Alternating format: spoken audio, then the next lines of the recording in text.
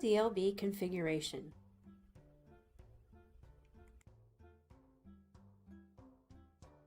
Prior to installation, all devices must be configured.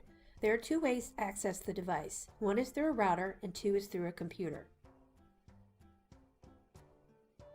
When a device is connected to your router, it will receive an IP address through your DHCP server. By default, all devices have Network Discovery turned on. Click on Windows File Explorer and navigate to the Network pane. If Network Discovery is disabled on your computer, you will get the message to enable it. Go ahead and enable Network Discovery. With Network Discovery enabled, all devices connected to your network will show up under the Network section. Double-click on individual devices to pull up the web configuration through your browser.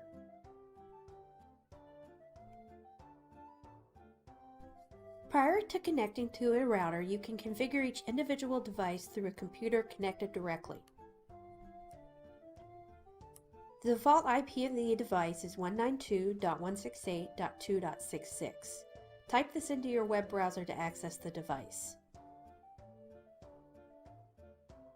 It is important to note if you use this method, you must set a static IP, otherwise you'll get an error on your browser. To set a static IP, go to your network settings,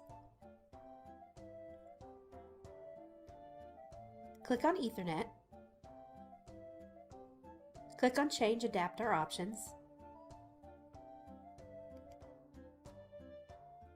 locate your Ethernet adapter, right-click, and choose Properties.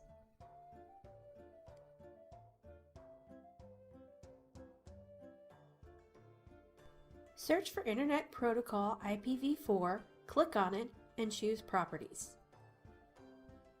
The default method is to obtain information automatically. We are going to specify an IP address.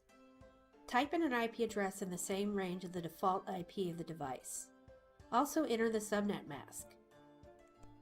Click on OK to save the settings and close the additional windows that are open.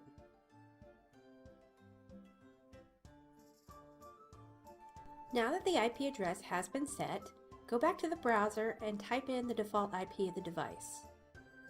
Now you will be directed to the web interface for configuration.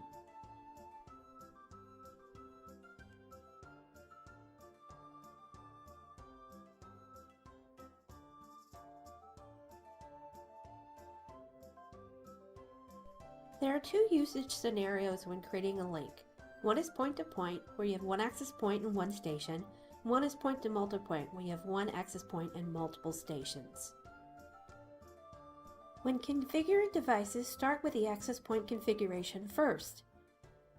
Access the device using one of the two methods mentioned earlier.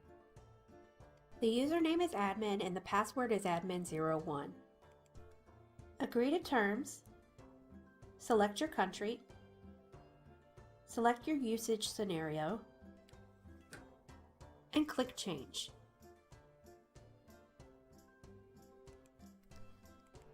Click on the Settings section.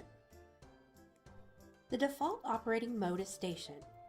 We're going to change that to Access Point IPOL 3. Next, click on the default SSID of Ligowave to customize your network. Enter your own SSID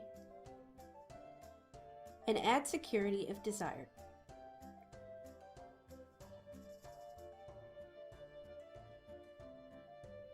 Then click Done. The next configuration menu is Network. The default network mode is Bridge. Router options are also available. The default IP method is dynamic. This means that your router will assign an IP address to the device. You may also static an IP address. Once your settings are in place, click Save to save all settings. Your access point configuration is now complete. We will now configure the station device.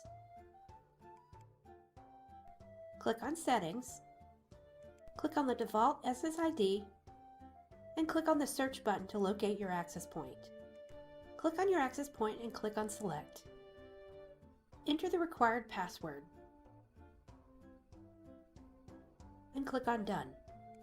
Configure your network settings and click on Save.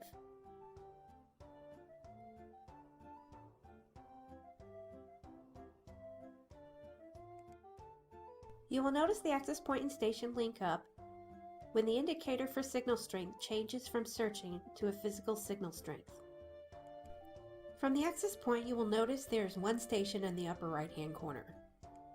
When you click on the information and then wireless networks, you will see all peers that are connected and their current signal levels. There's a setting that's also useful on a short link. If you enable automatic throughput control, the device will self-adjust to the required power. This helps adjust the signal strength on a short distance. Make this change on both the access point and the stations.